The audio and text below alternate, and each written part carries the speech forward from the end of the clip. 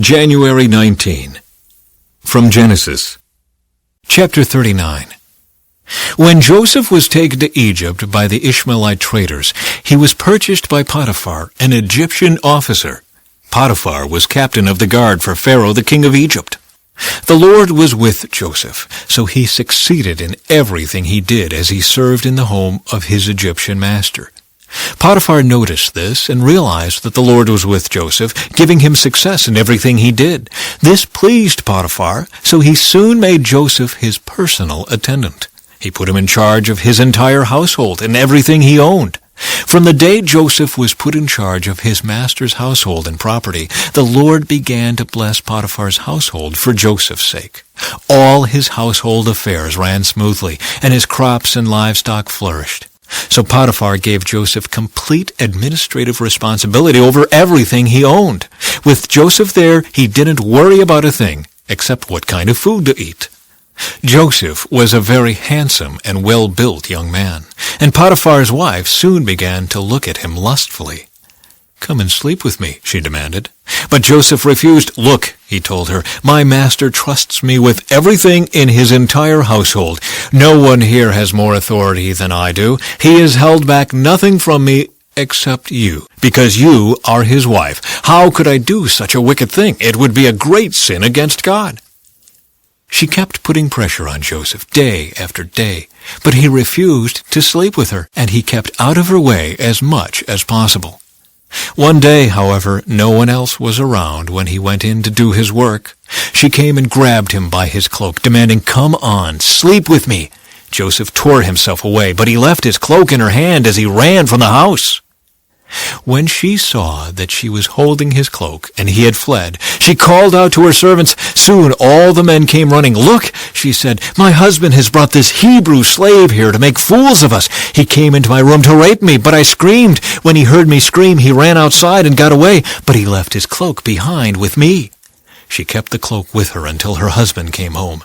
Then she told him her story. "That Hebrew slave you've brought into our house tried to come in and fool around with me," she said. "But when I screamed, he ran outside, leaving his cloak with me." Joseph put in prison. Potiphar was furious when he heard his wife's story about how Joseph had treated her, so he took Joseph and threw him into the prison where the king's prisoners were held, and there he remained. But the Lord was with Joseph in the prison, and showed him his faithful love. And the Lord made Joseph a favorite with the prison warden. Before long, the warden put Joseph in charge of all the other prisoners, and over everything that happened in the prison. The warden had no more worries because Joseph took care of everything. The Lord was with him and caused everything he did to succeed. Sometime later, Pharaoh's chief cupbearer and chief baker offended their royal master. Pharaoh became angry with these two officials, and he put them in the prison where Joseph was, in the palace of the captain of the guard. They remained in prison for quite some time, and the captain of the guard assigned them to Joseph, who looked after them. While they were in prison, Pharaoh's cupbearer and baker each had a dream one night, and each dream had its own meaning. When Joseph saw them the next morning, he noticed that they both looked upset. "Why do you look so worried today?" he asked them. And they replied, "We both had dreams last night, but no one can tell us what they mean." "Interpreting dreams is God's business," Joseph replied. "Go ahead and tell me your dreams." So the chief cupbearer told Joseph his dream first. "In my dream," he said, "I saw a grapevine in front of me. The vine had 3 branches that began to bud and blossom, and soon it produced clusters of ripe grapes. I was holding Pharaoh's wine cup in my hand, so I took a cluster of grapes and squeezed the juice into the cup. Then I placed the cup in Pharaoh's hand." "This is what the dream means," Joseph said. "The 3 branches represent 3 days. Within 3 days, Pharaoh will lift you up and restore you to your position as his chief cupbearer. And please remember me and do me a favor when things go well for you. Mention me to Pharaoh so he might let me out of this place. For I was kidnapped from my homeland, the land of the Hebrews, and now I'm here in prison, but I did nothing to deserve it." When the chief baker saw that Joseph had given the first dream such a positive interpretation, he said to Joseph, "I had a dream too. In my dream, there were 3 baskets of white pastries stacked on my head. The top basket contained all kinds of pastries for Pharaoh, but the birds came and ate them from the basket on my head." "This is what the dream means," Joseph told him. "The 3 baskets also represent 3 days. 3 days from now, Pharaoh will lift you up and impale your body on a pole. Then birds will come and peck away at your flesh." Pharaoh's birthday came 3 days later, and he prepared a banquet for all his officials and staff. He summoned his chief cupbearer and chief baker to join the other officials. He then restored the chief cupbearer to his former position so he could again hand Pharaoh his cup. But Pharaoh impaled the chief baker just as Joseph had predicted when he interpreted his dream. Pharaoh's chief cupbearer, however, forgot all about Joseph, never giving him another thought. 2 full years later, Pharaoh dreamed that he was standing on the bank of the Nile River.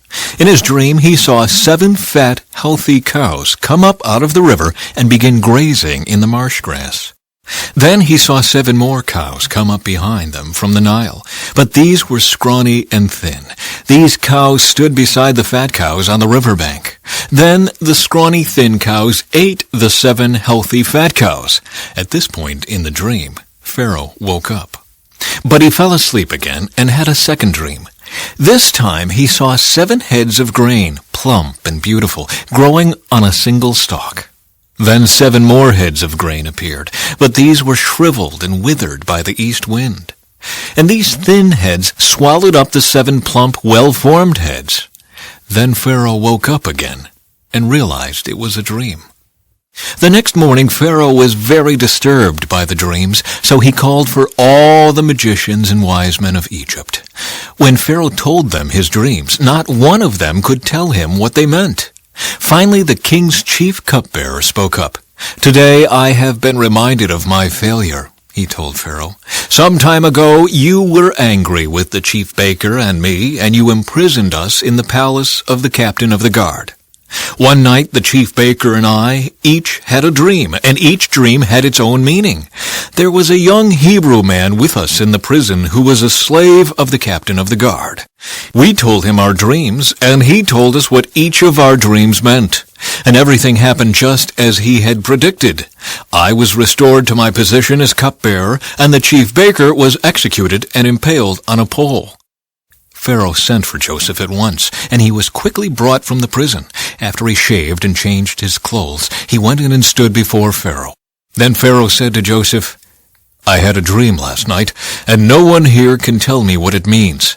But I have heard that when you hear about a dream, you can interpret it." "It is beyond my power to do this," Joseph replied, "but God can tell you what it means and set you at ease." From Matthew. As Jesus was speaking to the crowd, his mother and brothers stood outside, asking to speak to him. Someone told Jesus, "Your mother and your brothers are outside, and they want to speak to you." Jesus asked, "Who is my mother? Who are my brothers?" Then he pointed to his disciples and said, "Look, these are my mother and brothers. Anyone who does the will of my Father in heaven is my brother and sister and mother." Later that same day, Jesus left the house and sat beside the lake. A large crowd soon gathered around him, so he got into a boat. Then he sat there and taught as the people stood on the shore. He told many stories in the form of parables, such as this one. "Listen, a farmer went out to plant some seeds. As he scattered them across his field, some seeds fell on a footpath, and the birds came and ate them. Other seeds fell on shallow soil with underlying rock. The seeds sprouted quickly because the soil was shallow, but the plants soon wilted under the hot sun, and since they didn't have deep roots, they died. Other seeds fell among thorns that grew up and choked out the tender plants.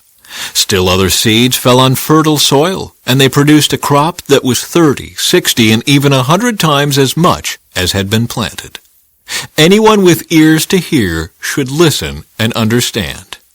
His disciples came and asked him, "Why do you use parables when you talk to the people?"